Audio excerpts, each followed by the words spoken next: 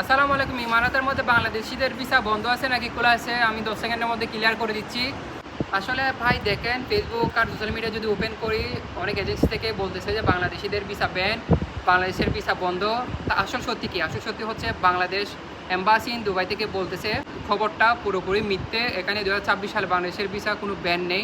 আসল কাহিনী কি আমি 3টা জিনিস বলে দিচ্ছি। তার মধ্যে নাম্বার 1 হচ্ছে ভিসা অন অ্যারাইভেল, যেটার মানে হচ্ছে বাংলাদেশ থেকে আপনি সরাসরি ভিসা নিয়ে আপনি এখানে আসতে পারবেন। 14 থেকে 60 দিনের ভিসা চালু আছে। দ্বিতীয় নাম্বার যেটা, সেটা হচ্ছে এখানে আপনার কিছু সিলেক্টিভ পার্সনকে ওনারা ভিসা দিচ্ছে, কেস বাই কেস সব কিছু চেক করে। অ্যান্ড আপনি অবশ্যই স্পন্সর লাগবে। ইমারাত এয়ারলাইন্স আছে, ইমারাতের কিছু কোম্পানি আছে, ইমারাতের হোটেল আছে, ওনাদের থেকে স্পন্সর নিয়ে আপনি আসতে পারবেন। 3 নাম্বার যেটা, সেটা হচ্ছে আপনাদের যাদের এখানে ভ্যালিড ভিসা আছে ইমারাতের মধ্যে, আপনাদের কোনো টেনশন নেই, আপনারা কাজ করতে পারবেন। ওই মানুষগুলো থেকে আপনাকে সাবধান থাকতে হবে, যারা হচ্ছে আপনাকে বলবে ইনস্ট্যান্টলি অ্যাপ্রুভেল হয়ে যাবে।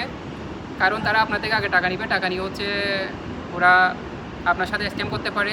অ্যান্ড আপনি শুধু ইমারাত এয়ারলাইন্স আছে, দেন হচ্ছে এখানে যারা লাইসেন্সধারী হচ্ছে এজেন্ট আছে, ওনাদের থেকে আপনি অ্যাপ্লাই করবেন।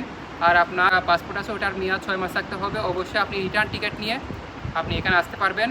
অ্যান্ড এই ভিডিওটা আপনার ওয়েবারের কাছে শেয়ার করুন, যারা হচ্ছে দুবাই আসার প্ল্যান করতেছে আর দুবাই রিয়েল লাইফ নিয়ে অ্যান্ড ভিসা হচ্ছে ট্রাভেল নিয়ে আরও এরকম ব্লগ পেতে আমার এটাকে ফলো করতে পারেন। আমি আহমেদুল্লাহ, আল্লাহ হাফেজ।